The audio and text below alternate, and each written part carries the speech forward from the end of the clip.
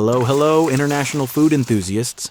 Years of our mutual culinary efforts have turned this once small community into a global conglomerate of shared interests. And I'm very proud to admit that we are all part of this great Badalov's culinary show. Today we are placing a new brick into this solid building, and this brick goes under the name eel, one of the most controversial fish in the culinary world. Some fear its poisonous blood, while others treasure it as a luxurious delicacy. Some cultures turn their noses up at it, while others elevate it to the status of a divine treat. Let's see how well we will tackle this underwater snake.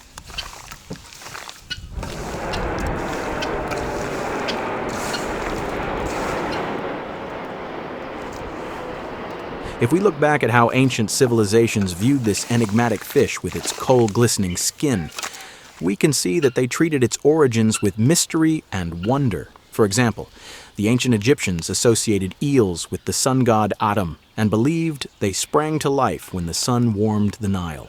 One Roman naturalist even asserted that eels rubbed against rocks and that their dead skin scrapings come to life.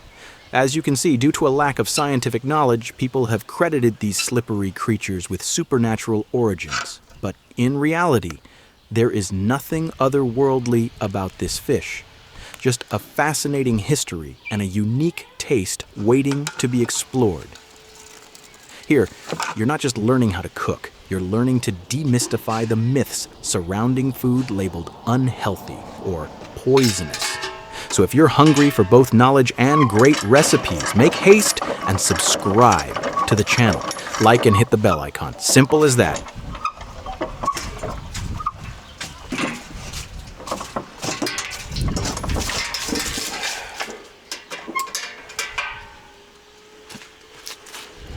I've made small incisions along the eel's body to let the blood drain before cleaning them properly in a bucket of water. It's true that eel blood is toxic to humans and mammals due to a protein that can be harmful if ingested raw. However, both cooking and digestion break down this toxin, making it completely safe to eat. But some people avoid eating eel not because of its blood, but due to religious beliefs. For instance, Jewish dietary laws of kashrut prohibit the consumption of eels.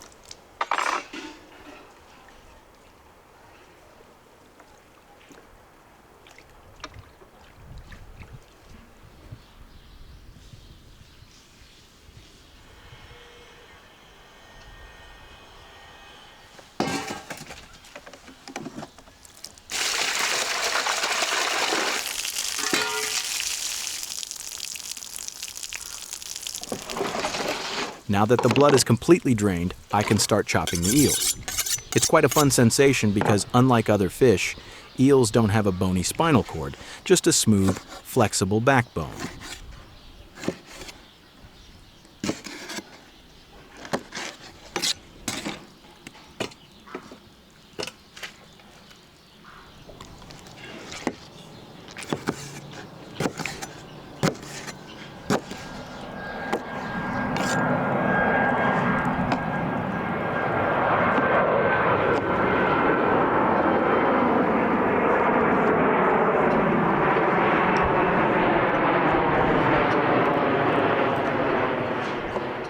Another fascinating fact about eels that I've learned is their historical popularity in London. Jellied eels. That's how they were enjoyed in London during the 18th and 19th centuries. Since the Thames was once teeming with eels, They became an affordable and nutritious food for the working class. The dish involves boiling chopped eels and letting their natural gelatin set, creating a jellied texture. Some say it's an acquired taste, and I must admit I'm curious to try it.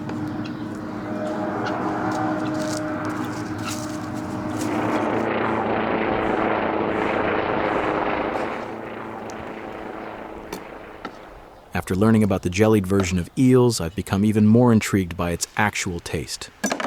I wish I could one day visit London and try it myself, served alongside pie and mash with a parsley sauce known as liquor.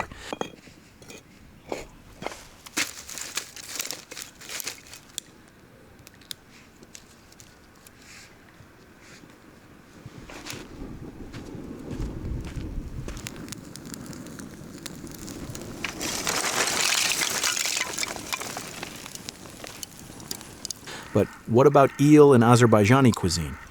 While not as common as in Japan or England, eel has found its place in some regions, most popularly as kebabs, and that's exactly what I'm making right now. Skewered, grilled to perfection, and infused with smoky flavors, eel kebabs are a true delicacy. While I'm at it, let's take a quick journey to the Far East. Japan has its own deep-rooted eel traditions. One of the most famous dishes is unagi kabayaki, where eels are grilled and then coated in a rich, caramelized, soy-based sauce. But eel in Japan isn't just about taste. It holds symbolic significance, too. There's even a special day in summer called Doyo no Ushi no Hai, where people eat eel to gain stamina and fight off summer fatigue. It's fascinating how in the Far East, eels hold a far greater cultural and culinary significance.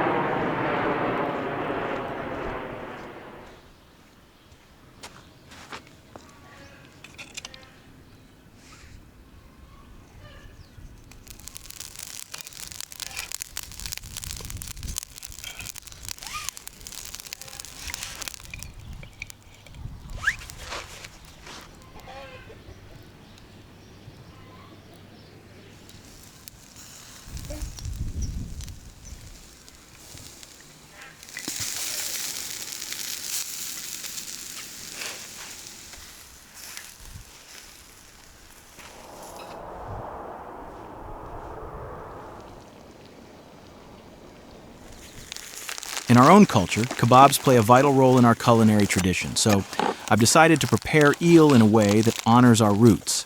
I'll split fresh bread in half, load it up with crisp onions, fragrant greens, and my perfectly grilled eel fillets.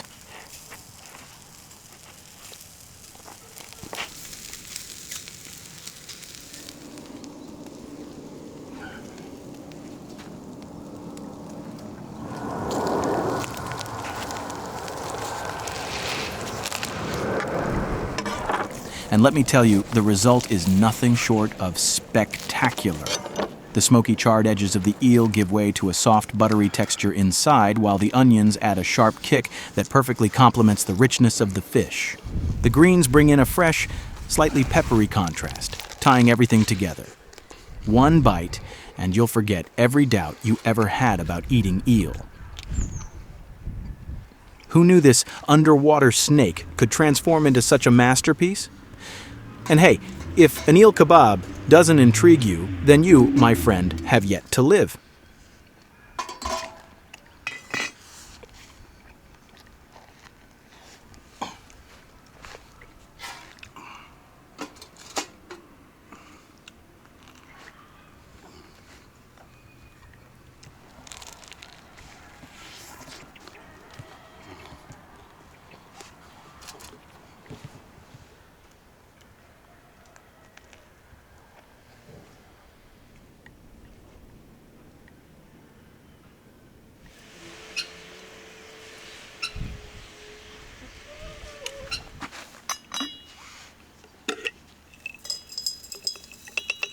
I have shown you only one way of cooking eels, but after sipping some hot tea, I will show you the next way of cooking eels.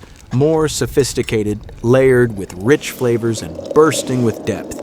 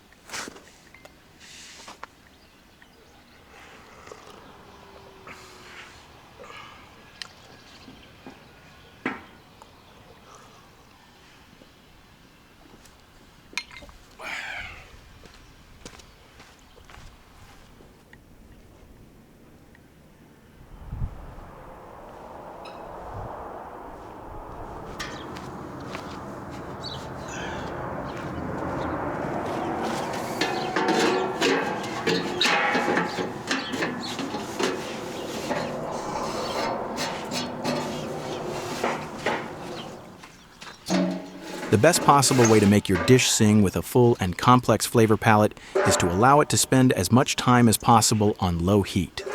Slow cooking is the secret to unlocking the full potential of any dish, giving each ingredient ample time to release its essence, infuse into the surrounding elements, and create a harmonious blend of taste and aroma. Eel, in particular, benefits greatly from this process, as its delicate, meaty texture absorbs flavors beautifully. Let's preheat the pan until it's nice and hot, then toss in our chopped eels. Listen to that satisfying sizzle as the pieces hit the surface, their juices releasing instantly, mingling with the heat and filling the air with a rich, oceanic aroma.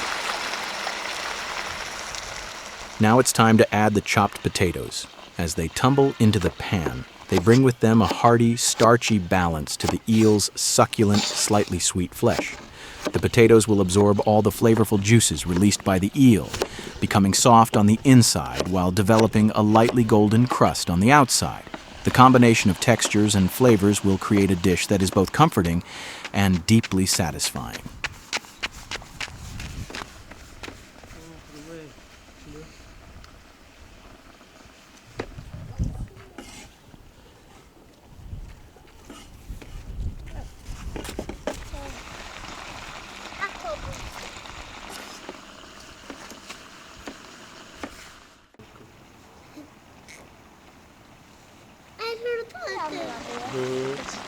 Ano?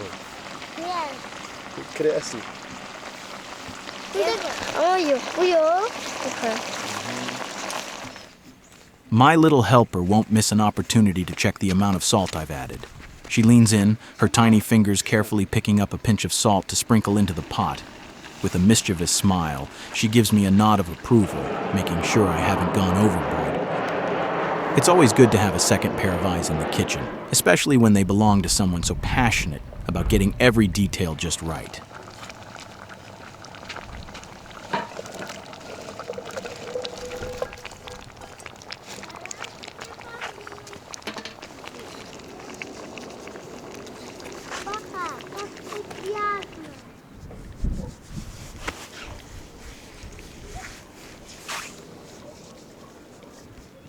Есть.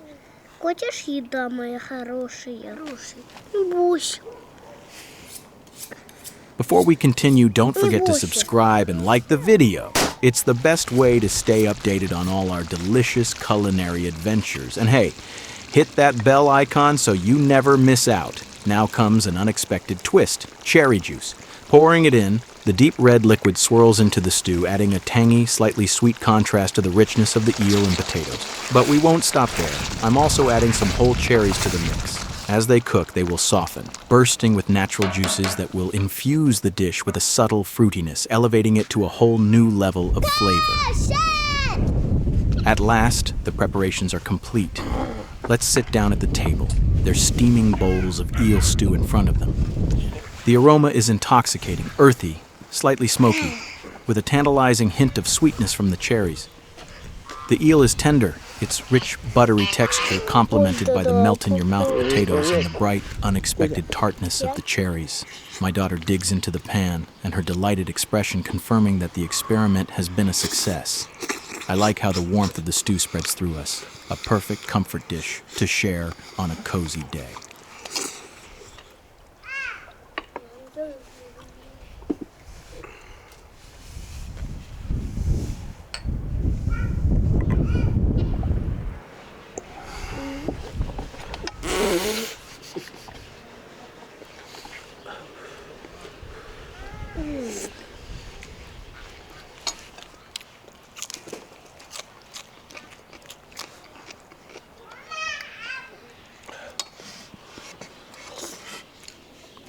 And that's it for today, my friends. We've explored not just one, but two incredible ways to prepare eel, each bringing out a different side of this unique fish.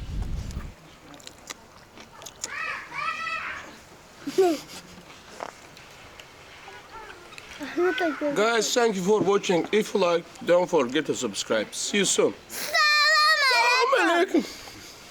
Cheers. If you've enjoyed this journey, don't forget to like, subscribe, and share this video with your fellow food lovers. Until next time, happy cooking. Your chef, Kanan Badalov.